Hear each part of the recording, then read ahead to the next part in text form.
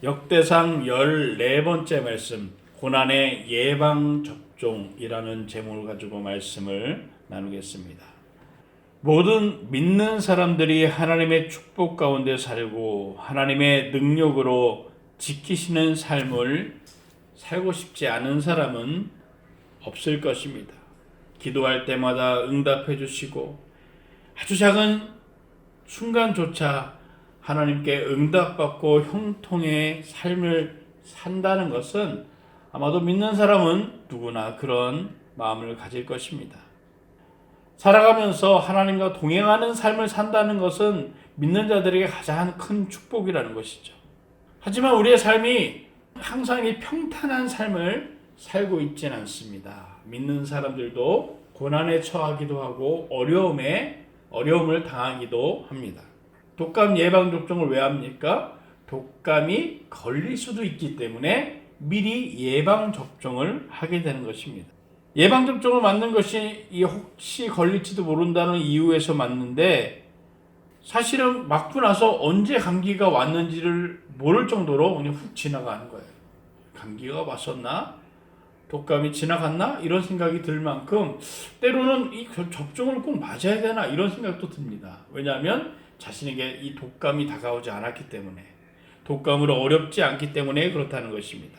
사람들은 예수 믿지 않는 이유에 대해서 이렇게 이야기합니다. 내가 지금 어렵지 않은데 잘 살고 있는데 열심히 살고 나는 다 형통한 삶을 살고 있는데 내가 굳이 하나님을 믿어야 되느냐, 예수님을 의지하는 삶을 살아야 되느냐, 이렇게 이야기합니다. 내가 어려워지면 그때 신을 찾겠다, 믿으면 평안이 있습니다, 이렇게 얘기하면 내가 지금 평안한데 굳이 예수를 믿고 평안해야 되느냐, 하나님이 예수 믿는 사람들을 축복합니다 이야기하면 나는 이제 잘 먹고 잘 살고 있는데 무슨 축복을 또 받는단 말이냐, 이렇게 이야기합니다.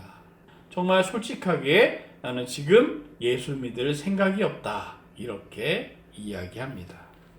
그러면 우리가 왜 예수를 열심히 믿어야 되고 또 그 기도 안에 있어야 되고 그 주님과 동행하는 삶을 살아야 되는가? 그것은 마치 예방접종을 하듯이 다가올 고난에 대해서 미리 준비하기 위해서 지금 열심히 하는 거예요. 어렵지 않지만 평탄한 삶을 살고 있지만 축복 가운데 있다 할지라도 지금 하나님 앞에 열심을 다하는 것입니다. 동행하는 것이에요. 어느 순간에 고난이 다가왔는지도 모르게 사라지는 거예요. 왜? 내가 주님 앞에 기도하고 있기 때문에, 예배의 열심을 갖고 있기 때문에 그렇다는 것입니다.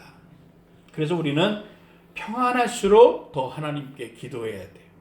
평안할수록 축복 가운데 있을수록 신앙생활을 해야 한다는 것입니다. 우리가 저번 주에 1차 언약궤를 운반하던 이 다윗의 이야기를 듣고 그 이야기의 마무리는 운반을 실패하는 다윗의 이야기를 들었습니다. 2차 운반 계획이 이제 진행되는 것이 15장인데 생수먹기 14장에 블레셋과의 전쟁, 또 다윗의 부흥, 또 다윗의 자녀들의 번성, 이런 내용들이 나옵니다. 1차 언약궤를 운반했던 시기는 다윗이 예루살렘에서 마지막 가나안 족속인 여부스 족속을 이제 다 몰아내고 이제 가나안 땅에 있는 모든 족속을 다 정복한 시점이었습니다. 이스라엘에게는 아직 남은 축제가 있었습니다. 그것은 뭐냐면 사사시대 때부터 계속 이스라엘을 괴롭혔던 나라가 있어요. 어떤 나라냐면 바로 이 블레셋이라는 것입니다. 가나안 정착 시기에 하나님의 명령으로 가나안 족속들을 다 점령하라고 이야기했지만 이 여부스 족속을 점령하지 못한 채 계속 이스라엘은 험난한 시간들을 다 보냈습니다. 가장 강력한 이 블레셋이 언제나 이스라엘을 계속 괴롭혔다는 것입니다. 그래서 하나님의 약속의 땅을 완전히 이루지 못하고 있다가 이 다윗의 시대에 돼서 이제 완전히 이루게 되는 역사가 나타나는 것이 오늘 14장의 내용입니다. 이제 비로소 하나님의 약속이 다 이루어지는 것입니다. 그 증거로 다윗은 이제 언약궤만 딱 갖다 놓으면 이 모든 것이 다 이루어지는 거예요. 언약궤를 1차에 운반하지 못하게 됩니다. 여러 가지 저번 주에 그 이유에 대해서 설명했지만 어떻게 보면 이 블레셋을 점령하지 못했기 때문에 언약궤를 완전히 이루지 못한 것이에요. 2차로 15장에 보면 다윗이 언약궤를 예루살렘으로 옮기게 됩니다. 14장에 다윗의 부흥과 회복의 내용을 전하면서 사실은 이 책을 읽었던 당시에 1차 바벨론 포로에서 돌아온 사람들이 이 이야기를 통해서 다윗도 하나님 앞에 순종하면서 하나님의 말씀 가운데 살다가 또 때론 실패해서 언약궤를 옮기지 못했고, 또 그런 가운데서도 다윗이 하나님께 묻고 물었더니 하나님께서 블레셋과의 전쟁에서 승리하게 하신 것을 통해서 당시에 이 책을 읽었던 이 1차 독자들에게 하나님 앞에서 회복할 수 있는 그 열심은 하나님의 은혜 가운데 있을 때 그 회복이 일어난다는 것을 메시지로 전하고 있습니다. 이스라엘 공동체 회복은 어디에서 일어나냐? 하나님의 축복과 은혜를 통해서 나타난다는 것이죠. 다윗이 하나님의 언약궤 옮기고자 했던 이런 전 국민이 함께 합의해서 이끌었고, 또 이게 잘 진행됐으면 좋겠는데 잘못 진행하고 하나님의 법과 규례를 따르지 않아서 운반이 실패했습니다. 운반 과정에 고아 자손이 아닌 우사가 함부로 언약궤를 손을 댔다가 죽는 그런 큰 사건이 벌어지게 됩니다. 많은 경우에 사람들은 정말 어렵고 솟아남을 수 있는 구멍이 없으면 마지막에 하나님을 찾는 거예요. 힘들었던 고난의 시간이 지나가면 그렇게 하나님을 찾았던 사람들도 어떻게 합니까? 하나님과 함께 했던 하나님의 축복을 잊어버리게 됩니다. 오늘 본문에서 말씀이 강조하는 것은 다윗의 성숙한 신앙을 통해서 내가 잘되고 번성하고 있을 때 그때도 하나님께 겸손히 나가야 된다는 거예요. 다윗은 이미 예루살렘에서 이스라엘의 통일한 왕이 되었고, 또 오늘 1절에 보면 히람 왕이 성전을 건축을 요청한 것이 아니라 자기 스스로 다윗에게 성전을 갖다 바치기 위해서 석공들과 묵소들을 보낸 거예요. 또 재료들을 보냅니다. 그만큼 지금 다윗이 지금 이루고 있는 이스라엘이 주변의 강대국 안에 떠오르는 신흥 강자로 등극하고 있기 때문에 그렇다는 것입니다. 힘도 있었고 백성들도 가장 큰 합의를 하고 있었던 때가 바로 이때입니다. 그런데 다윗은 그런 오만할 수밖에 없는 그런 위치에 있음에도 불구하고 오늘 말씀에는 하나님 앞에 모든 것을 묻고 있다는 것이죠. 더 하나님 앞에 간절히 주님 앞에 나가고 더 은혜를 사모하고 더 찬양하는 그런 삶을 살고 있다라고 오늘 말씀을 보고 있는 우리에게 보여주고 있습니다. 사실은 먹고 살만하고 버틸만한 지금 이 성경을 보고 있는 이스라엘 백성들에게 우리들이 하나님을 바라보고 은혜를 사모해야 우리가 이 다가오는 이 이스라엘의 재건 이런 일들이 속히 오게 된다라고 그들에게 메시지를 전하고 있습니다. 또한 우리가 보는 우리 시대에 지금 우리에게는 어떤 메시지를 전하고 있냐면 우리의 지금 어려움이 이 어려움의 해결은 누군가의 힘과 어떤 나라의 도움이 아니라 하나님의 은혜로 통해서 회복될 수 있다는 것이죠. 사람들이 하나님이 이 코로나를 막아주십시오, 하나님 이 어려움을 해결해 주십시오라고 기도는 하지만 그들 마음속에 진정히 하나님을 믿고 의지하지는 않습니다. 그렇게 기도하고 나가서서는 여러 가지 부정적인 말, 또 잘못된다는 그 두려움, 이런 말이 현혹돼서 두려워 떨고 있는 거예요.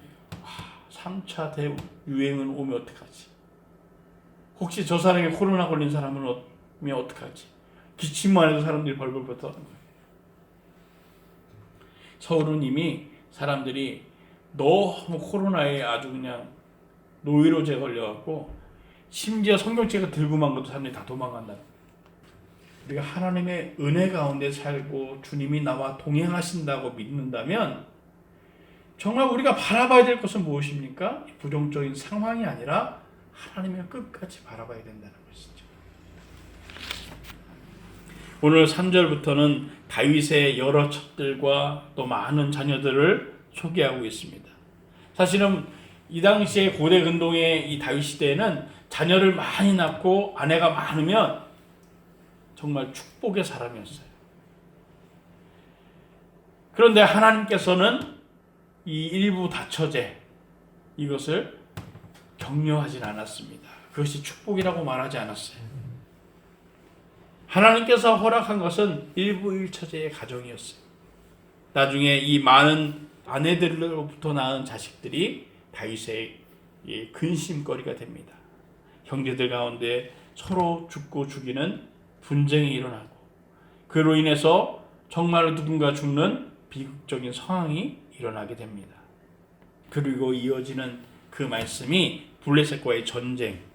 사실 이 블레셋과의 전쟁은 사울의 가문과 이 다윗의 가문에 완전히 비교되는 그런 일들이 이 전쟁 가운데 일어나는 거예요. 사실 이 사울의 가문은 블레셋과의 전쟁을 통해서 그 가문이 다 몰살당하게 됩니다. 하지만 다윗은 블레셋과의 이 전쟁을 통해서 두 번의 전쟁을 다 승리하고 더 번성하는 그런 축복이 다윗에게 일어나게 됩니다.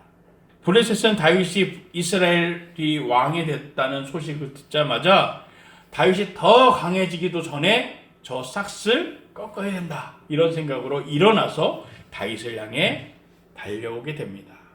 오늘 말씀에 보면 다윗이 기름 부음 받은 것을 통해서 왕이 되었다는 것을 기록하면서 이제 하나님이 다스리는 이 왕국의 왕으로 이제 세워졌는데 블레셋이 대항하는 전쟁을 일으키고 있다는 것입니다. 그래서 이 블레셋과의 전쟁을 치르기 위해서는 다윗이 요새로 내려가는데 그 요새가 어디냐면 아둘람 굴에서 예전에 블레셋과의 전쟁을 대비했던 그곳으로 가게 되는 것이죠. 이 아둘람 굴에서 블레셋과 대치했을 때는 다윗은 게임도 안 되는 군사와 힘도 없는 그런 상황이었지만 지금은 전혀 다른 상황이에요.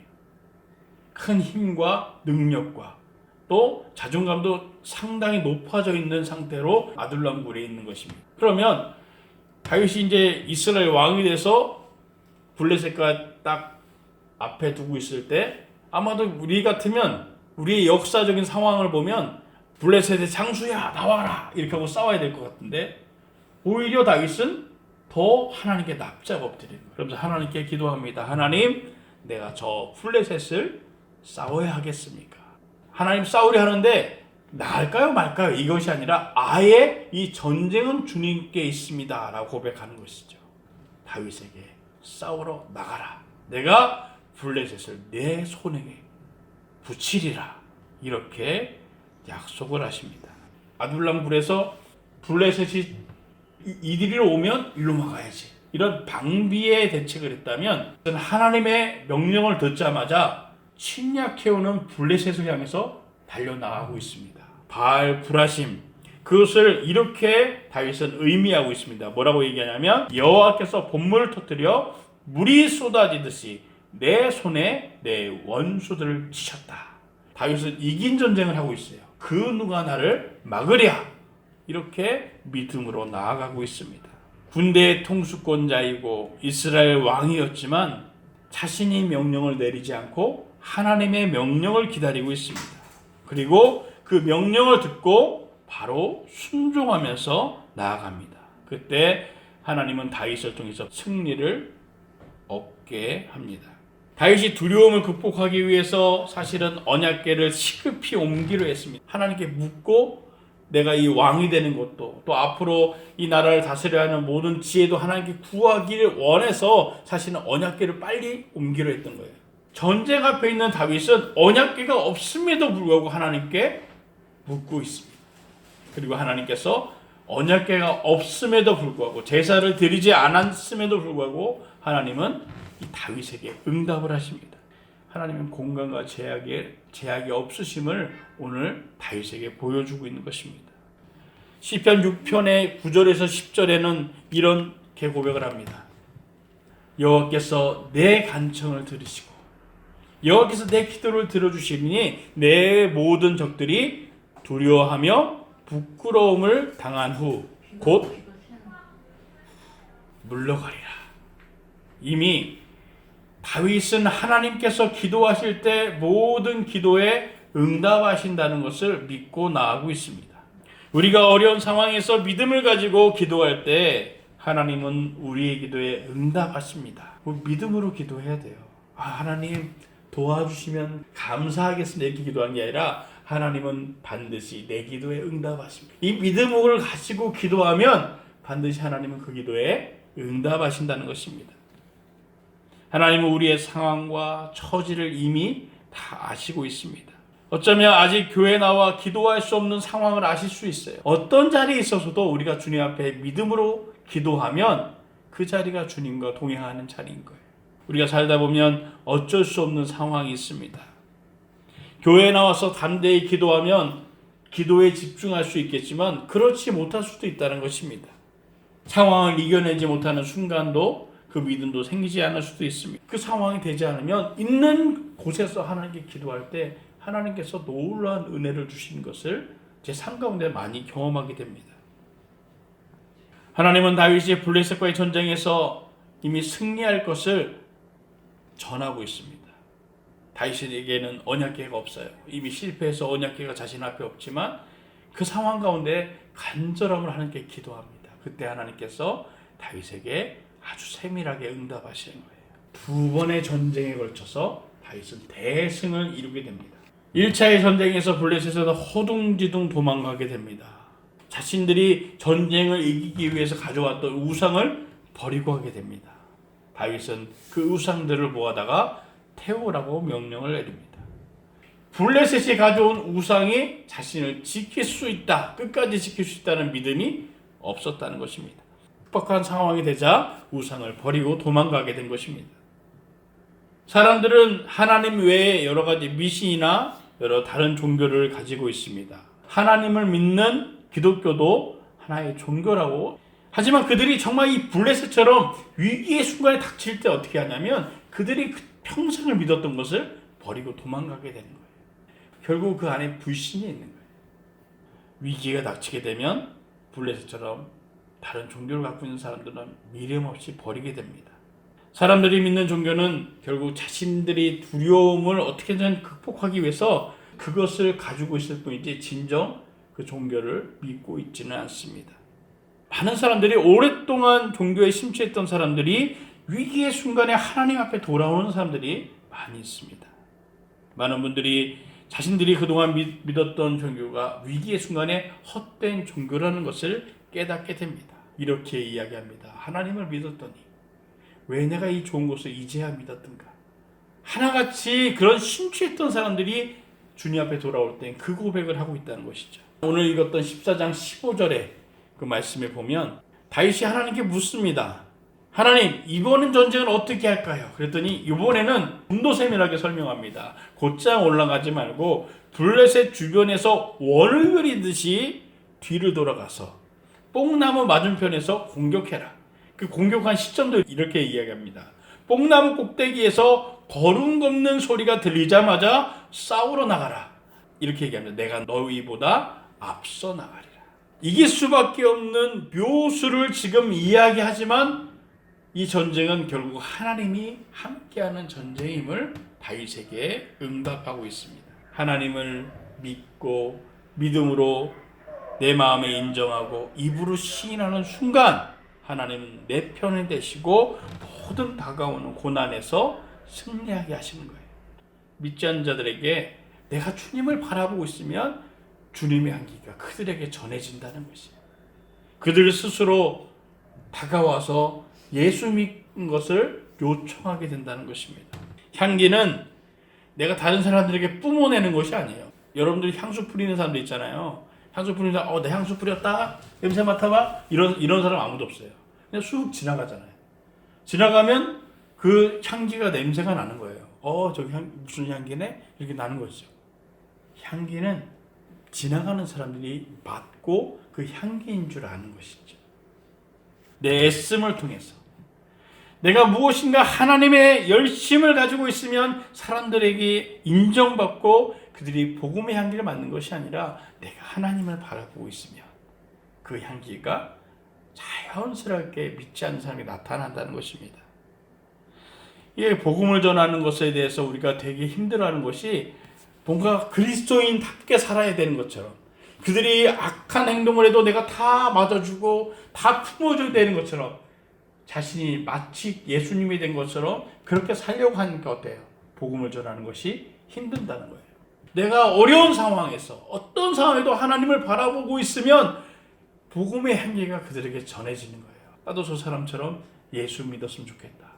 예수 믿으니까 얼굴이 너무 밝게 보이고, 예수 믿으니까 저 사람은 정말 똑같은 어려움 속에서도 어떻게 저 고난의 터널을 이렇게 쉽게 퍼져나갈 수 있을까? 사람들이, 믿지 않는 사람들이 우리들을 보면서 복음의 향기를 맡게 되는 것입니다. 이 오늘 다윗의 적들은 사실은 이미 패한 가운데 전쟁을 시작하고 있었습니다.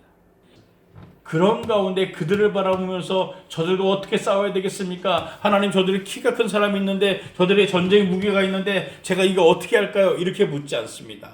하나님, 어떻게 할까요? 라고 묻는 것이죠. 하나님만 바라보고 있는 다윗을 통해서 하나님은 블레셋과의 전쟁을 승리하게 하신다는 것입니다. 우리의 삶도 똑같습니다. 우리의 삶의 모든 고난 가운데 우리가 주님만 바라보고 있으면 주님이 직접 그 고난에 해결을 해주신다는 거예요.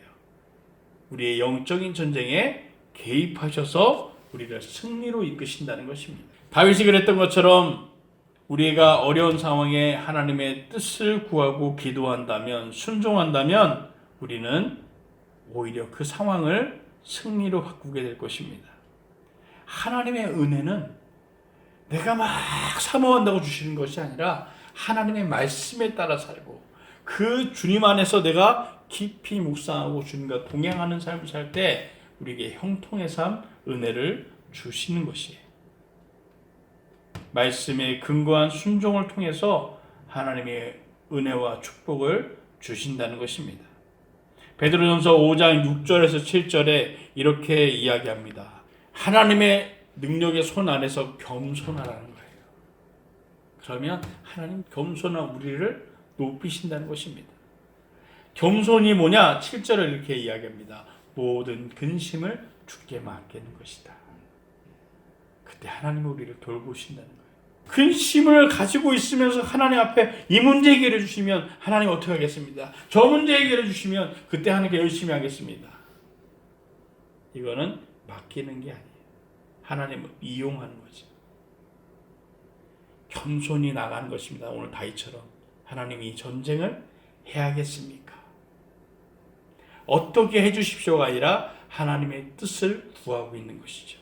사람들 가운데 세상의 영광을 얻기 싫은 사람은 아무도 없습니다. 다 돈 벌고 싶고 다 명예를 가지고 싶어 합니다. 사람들은 이 영광을 얻기 위해서 때로는 불의한 방법으로 세상에 권력을 가지려는 사람들도 있습니다. 우리나라 역사를 보면 많이 부정부패의 그런 삶을 보면 악한 일을 통해서 자신의 권력을 가지는 사람들이 많이 있습니다. 불의로 동원한 그 힘을 통해서 나중에 그들은 어떻게 됩니까? 그때는 권력을 가지고 누렸는지 모르지만 그 삶이 지나가면 아주 비참한 삶이 되는 것을 우리가 보고 있습니다. 누렸던 영광보다 더 큰 고통이 그들 가운데 있다는 것이죠. 불의한 방법으로 영광을 누리려 하지만 결국 스스로 높아지려 하는 사람은 낮아지는 거예요. 오히려 하나님의 뜻대로 행하는 자, 주님 앞에 겸손히 내려놓는 사람은 하나님이 높이신다는 것입니다. 이 이야기를 누가복음에서 예수님이 한 잔치의 예화를 통해서 우리에게 이렇게 말씀하십니다. 누가복음 14장 7절에서 11절에 예수님께 초대받은 손님들이 윗자리를 고르는 것을 보시고 서로 내가 여기 앉아있는데 내가 여기 왜 싸우고 있는 거예요. 그때 결혼잔치를 초대받으면 윗자리에 앉지 마라. 혹시 너보다 더 높은 사람이 초대되어 있을지 모른다. 상석이 딱 앉았는데 나 이제 여기 앉을 만한 사람이야. 그러는데 더 윗분이 와서 옆자리가 아니라 저 끝자리로 나가게 되는 거예요. 차라리 끝자리에 있으면 이 사람이 주인이 이 사람을 존귀히 대하면 어떻게 돼요? 왜 거기 있냐고. 그러면서 저 앞자리로 간다는 거예요. 자기를 높이는 사람은 낮아지고 자기를 낮추는 사람은 높아질 거다. 이 예화를 예수님이 하고 있습니다. 하나님을 잘 섬겨보십시오. 우리가 굳이 영광 가운데 살려고 하지 않아도, 높은 자리에 사람들을 군림하는 자리에 억지로 올라가지 않아도 하나님께서 그 자리로 올라가게 하시는 거예요. 하나님은 성도, 믿음을 갖고 살아가는 성도들을 모른 채 하지 않습니다. 내가 여기서 열심히 하는 거, 우리 작은 교회에서 열심히 하는 거 주님 보시나? 세상의 영광을 위해서 불의한 방법을 쏟기보다 주님 앞에서 겸손히 나가고 하나님을 경외하면 주님께서 다른 사람들보다 더 높은 자리로 세우신다는 거예요. 스바냐 3장 19절에서 20절의 말씀에 보면 이렇게 전합니다. 보아라, 그때 내가 내 모든 압제자들을 처리하겠다. 내가 다리 저는 사람들을 구해냈고 쫓겨난 사람들을 모을 것이다. 그들이 수치를 당한 모든 땅에서 내가 그들에게 칭찬과 명성을 주겠다. 그때 내가 너희를 다시 데려오겠다. 그때 내가 너희를 다시 모으겠다. 내가 너희 눈앞에서 포로된 너희들을 회복시킬 때 이 땅의 모든 백성들 가운데 너희가 명성과 칭찬을 얻을 것이다. 이게 하나님께서 우리에게 주신 말씀인 거예요. 내가 지금 하나님께 예배드리고 작은 자리에서 하나님을 섬기고 나가는 것을 하나님께서 모른 채 하지 않는다는 거예요. 믿음 가지고 있는 우리들을 반드시 축복해 주신다고 약속하고 있습니다. 사람들은 항상 인생에 대해서 깊이 생각하는 순간이 오게 되면 이런 얘기를 합니다. 나는 누구인가? 나는 어디서 왔는가? 나는 어디로 가야 하는가? 그래서 그런 노래도 있잖아요. 인생은 나그네기. 어디로 왔다가 어디로 가는가? 이게 되게 무슨 얘기처럼 들리지만 모든 사람이 정점에 올라서면 이 고민이, 인생의 고민이 자신을 사로잡게 되는 거예요. 최고에 올라섰을 때 죽음이 두려운 거예요. 내가 지금 가지고 있는 이 영광, 가지고 있는 이 모든 것이 사라지게 되는 것이 너무 두려운 거예요. 그래서 그들은 술을 안 먹고는 살 수가 없는 거예요. 쾌락에 젖어 살지 않고서는 살 수가 없는 거예요. 부자들이면 마약을 하고 이상한 짓을 하고, 그런 일이 저 사람 돈 많은데 굳이 저런 일을 하면서 살아야 되느냐?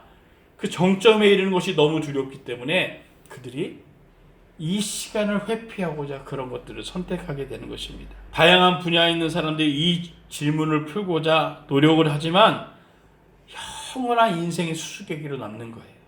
왜 그렇습니까?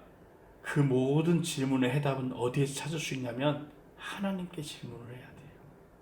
주님, 저는 어디로 가야 합니까? 주님, 저는 어디에 서야 합니까? 주님, 제 마음의 이 빈 곳을 무엇으로 채워야 합니까? 하나님을 빼고서는 그 질문의 답을 찾을 수가 없는 거예요. 우리의 인생을 지으시고 하나님의 선하신 목적 가운데 우리를 인도하시는 그 하나님을 만나고 고백하고 기도하고 나갈 때 하나님은 우리에게 그 질문의 답을 주시고 있습니다. 우리가 하나님을 만나고 하나님을 경험하고 경외하는 삶을 살 때 하나님은 우리의 인생 가운데 가장 귀한 축복을, 지식을 채워주십니다. 베드로후서 3장 18절에 베드로는 우리에게 그래서 그 해답을 이렇게 찾으라고 이야기합니다. 우리 구주신 예수 그리스도의 은혜와 그를 아는 지식 안에서 성장해 가야 한다는 거예요.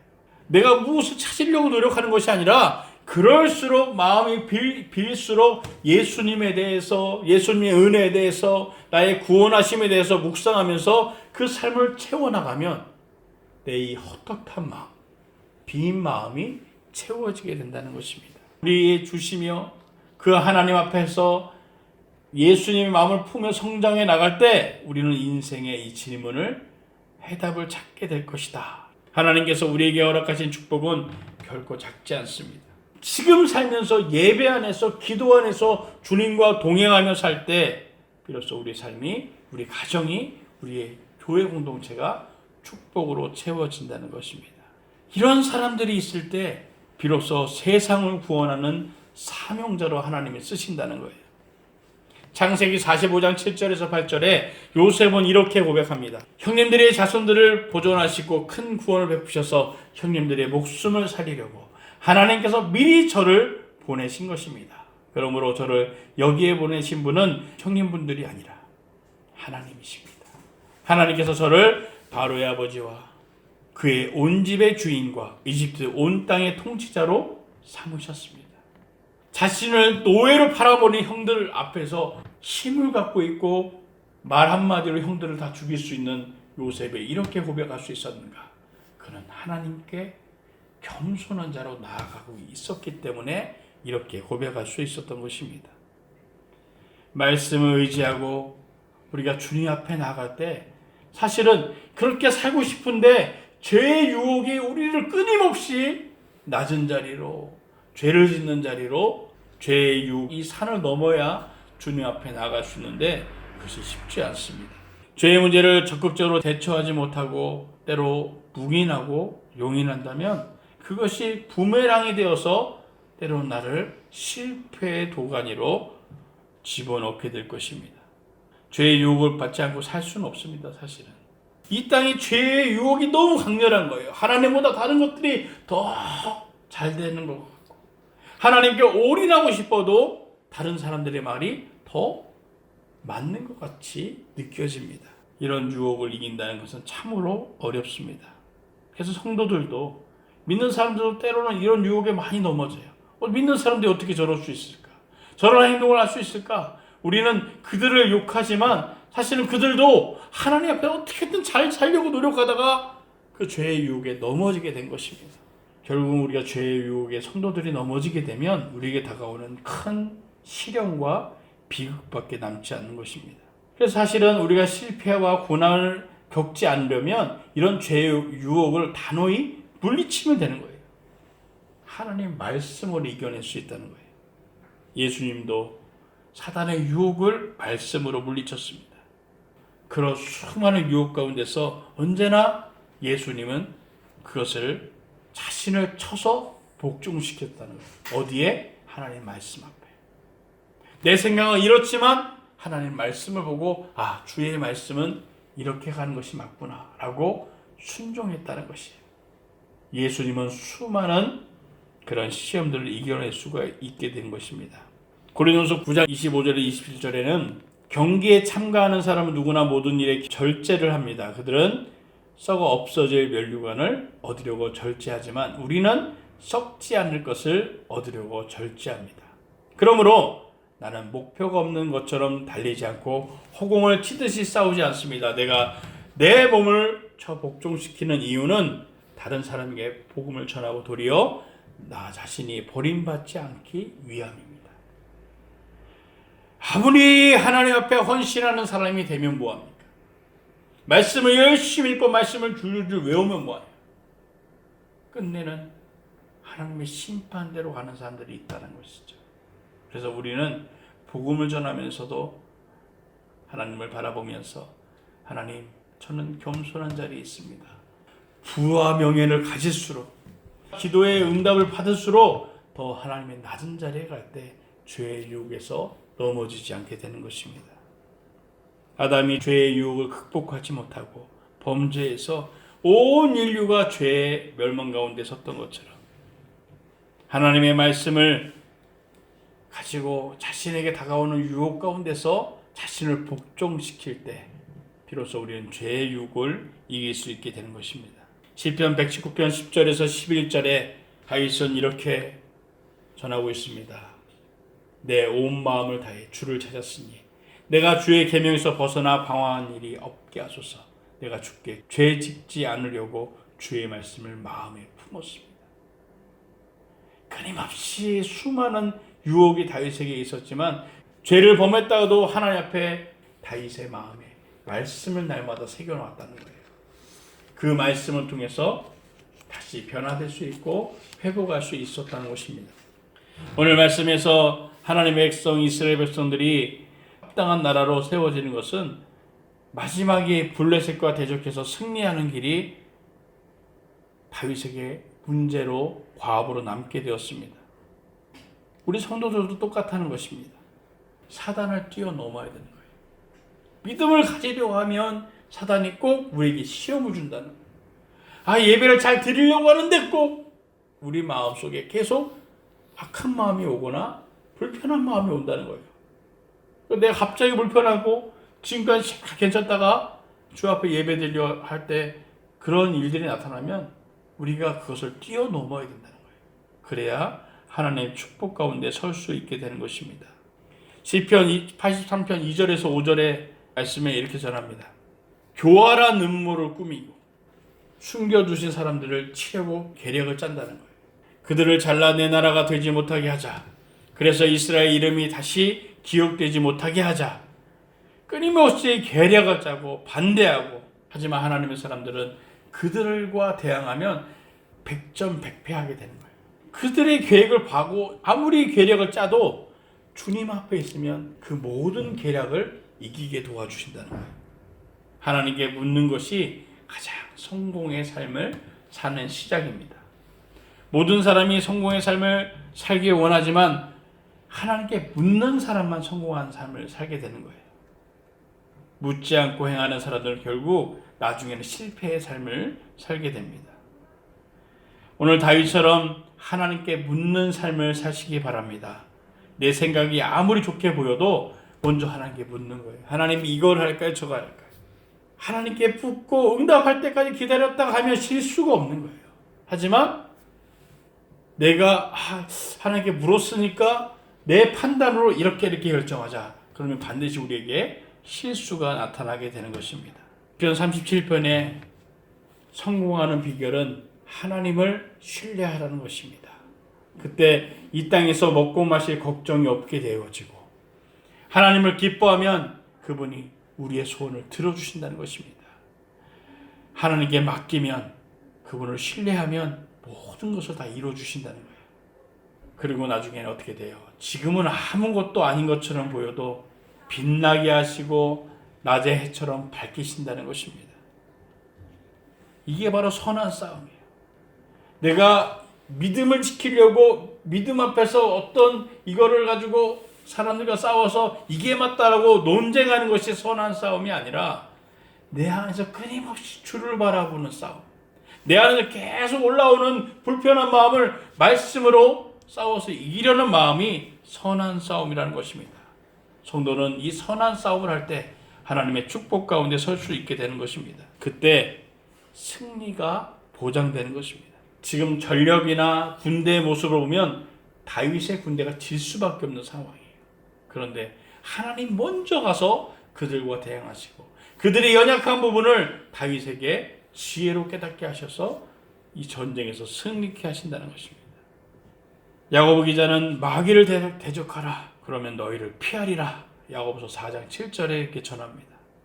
담대하게 우리가 하나님의 말씀을 가지고 선포하면 사단은 우리를 대적해서 이길 수 없습니다. 신명기 3장 22절에 이렇게 전합니다. 우리 함께 읽겠습니다. 그들을 두려워하지 마라.